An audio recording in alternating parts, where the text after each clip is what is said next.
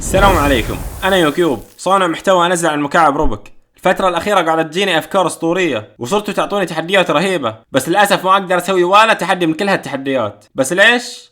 بكل بساطة عشان بطيء في حل المكعب، ولهذا السبب قررت إني أحترف مكعب روبك في 7 أيام بس. وعشان أقدر أحترف مكعب روبك في 7 أيام أكيد لازم أسوي خطة، لأن بدون خطة أو هدف واضح من سبع المستحيل أتحقق هدفي في 7 أيام. رسمت خطة واضحة عشان أمشي عليها، والخطة مكونة من 7 خطوات.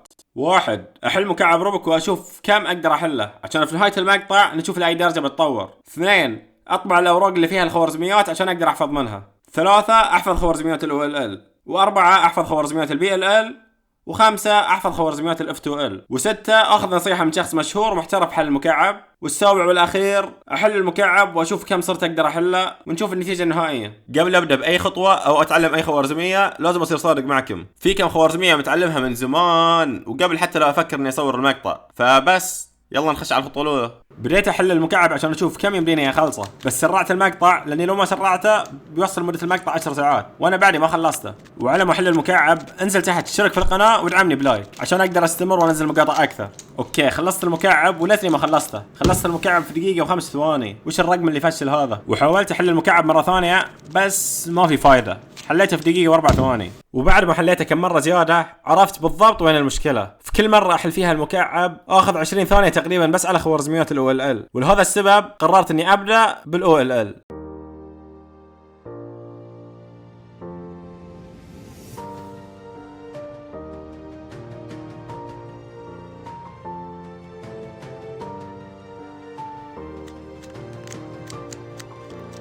اوكي، هذه الخوارزمية لو أخذتني فرحت تعلمت عليها في مقطع، والحين تعلمت تسويها بسرعة. كذا كذا كذا كذا، أيوة.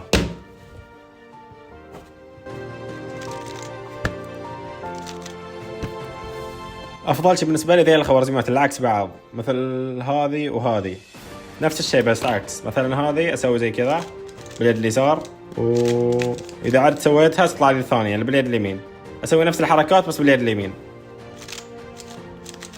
بكذا تعلمت سنتين في مرة واحدة، هذه وهذه، هذه وهذه.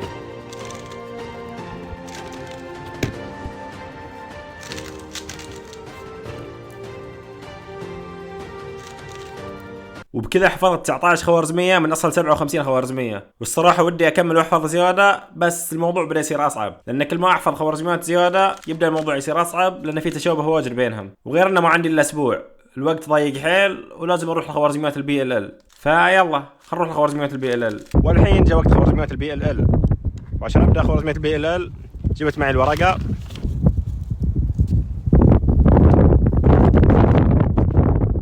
حتى الشاي دخل رمل، شوف الرمل حتى الشاي. وهنا زي ما انتم شايفين كنت متحمس حدي، بس ودي اغير المكان عشان احفظ خوارزميات اكثر واغير نفسية يعني. بس اول ما رحت البر بوم، اخبار، هواء، عج، فايش اسوي؟ اضطريت اني ارجع.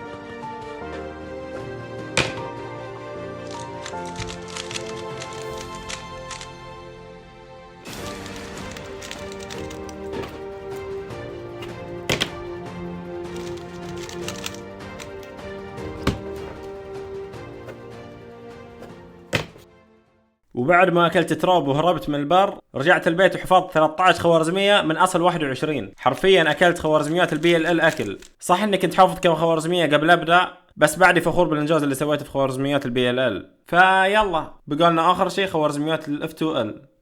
احسن شيء في خوارزميات الاف 2 ال انه ما يبي لها حفظ زي باقي الخوارزميات، كلها يمديك تتعلم عليها بالفهم وانك تحلل كل قطعه وين بتروح، وبكذا بتقدر تتعلم على خوارزميات الاف 2 ال باقل جهد ممكن.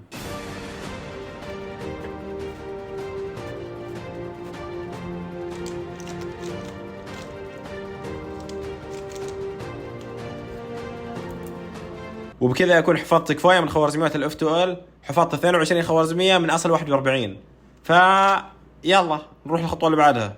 في البداية ظليت محتار وندمت اني حطيت الخطوة السادسة اني اخذ نصيحة من مشهور ومحترف حل المكعب، بس يوم فكرت مرة ثانية في من ممكن ارسل له ومن ممكن يعطيني نصايح في حل المكعب، ما جاء في بالي غير الاسطورة. الاسطورة؟ مين الاسطورة؟ اكيد المكعب السوري. فعلى طول رحت له خاص ورسلت له: السلام عليكم ورحمة الله وبركاته، عندي سلسلة في اليوتيوب اسمها الطريق الى الاحتراف في مكعب روبك. هذا المقطع كان بيصير سلسلة كاملة في خطواتي للاحتراف، بس حسيته بيصير ممل وغيرته وخليته مقطع واحد. المهم قلت له عطني نصيحة اسويها تفيدني عشان اصير محترف او اصير اسرع في حل المكعب، غير حفظ الخوارزميات، لاني حفظت خوارزميات كفاية وشكرا. بس الصراحة اول ما رسلت له الرسالة قعدت افكر في نفس الوقت، قلت ليش ما اكنسل هذه الخطوة، لانه ما منها فايدة وممكن انتظر اصلا 6-7 ايام ويخلص وقت التحدي بدون ما يرد علي. فقررت اني اروح للخطوة السادسة وامسحها نهائيا من المقطع.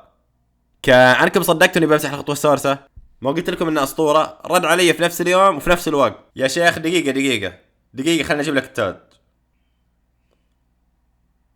يا شيخ والله اسطورتي. فرد علي وقال: وعليكم السلام ورحمة الله وبركاته، الاستمرارية وتعلم حركات جديدة اهم شيء. اول خطوة هي الاستمرارية، ان شاء الله بسويها بس مو في وقت اسويها في هالمقطع. وثاني شيء تعلم حركات جديدة اهم شيء. فقلت ويش الحركات الجديدة اللي ممكن اتعلم؟ اوكي معليش اذا صوتي كل شوي يتغير في المقطع، بس المقطع قاعد يتصور على 7 ايام فشوي مزكم شوي تعبان شوي، بس اهم شيء اصور لكم. المهم بحثت عن حركات جديده ممكن اتعلم عليها ولقيت حركتين شدتني. الحركه الاولى هي الدبل، واللي هي لازم احرك المكعب بصبعين ورا بعض بدل ما احرك بصبع بعدين ارجع واحرك مره ثانيه. والحركه الثانيه هي اللوك اهيد، واللي فهمت من اللوك اهيد انك لازم تتوقع وش الحركه اللي بتستوي بعد ما تحرك الحركه اللي انت قاعد تسويها، وتشوف اماكن القطعه الثانيه اللي مو قاعد تحركها اصلا. فحسيت هذه الحركه جدا مفيده ولازم اتعلم عليها. وشكرا للمكعب السوري لو كان يشوف المقطع. طلعت على الموقع اللي بعده لاني زهقت وانا اتعلم في نفس المكان، فغيرت المكان وصلت داخل كهف. اول شيء نبي نسوي ستاند طبيعي، ما في نظام في البيت ستاند واستديو، ما في كذا، ونحط لابات كذا. طبعا هذا التطبيق اسمه مترونوم بيت. بكل اختصار هذا التطبيق يساعدك في انك تدري متى تحرك القطعه. تنتظر الكوره لما تطق في الجهه الثانيه، وكل ما تطق بتطلع صوت. اول ما تطق الكوره تحرك المكعب حركه واحده، وكل ما تحسن مستواك تزيد السرعه حقت الكوره. يمديك تزيد السرعه بالواحد او بالخمسه. والهدف الرئيسي من هذا التطبيق انه يساعدك في انك تطلع في الخطوات اللي قبل على ما توصل الكوره. يعني بتحرك الحركه مع طقه الكوره، وعلى ما توصل الكوره بتشوف الخطوه اللي بعدها ويش قبل تسويها. اذا عجبكم التطبيق وتبوا تحملوه اسمه مترونوم بيت، وهذه صورته.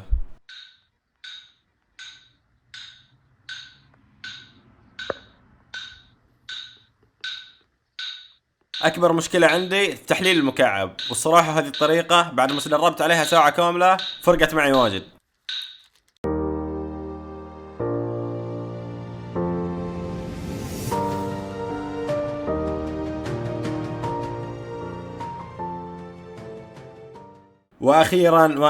واخيرا خلصت كل الخطوات ورجعت للستاب، بس لقيت مشكلة ثانية. توني استوعب بعد ما شفت الوقت وحليت المكعب وتدربت عليه اني في شيء انا كنت غافل عنه وياخذ وقت طويل من الحل اللي انا احله. بكل اختصار هو الزائر الابيض او الكروس.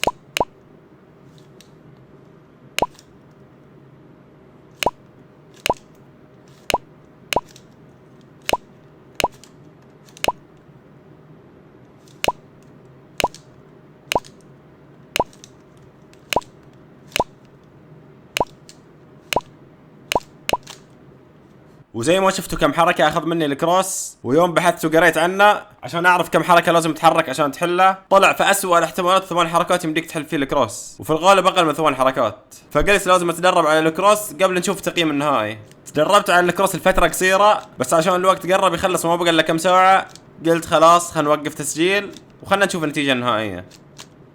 وليتس جو. اوكي خلصنا الزائد.